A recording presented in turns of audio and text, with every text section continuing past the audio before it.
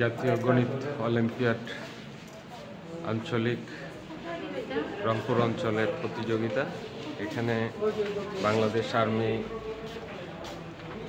university of science টেকনোলজির গণিত এবং সায়েন্সের শিক্ষার্থীগণ কত সুন্দরভাবে গণিতের বিভিন্ন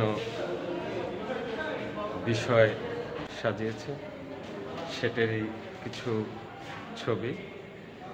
রাতে এই শিক্ষার্থীরা কাজ করছে এবং গণিতকে ভালোবেসে গণিতের যে একটা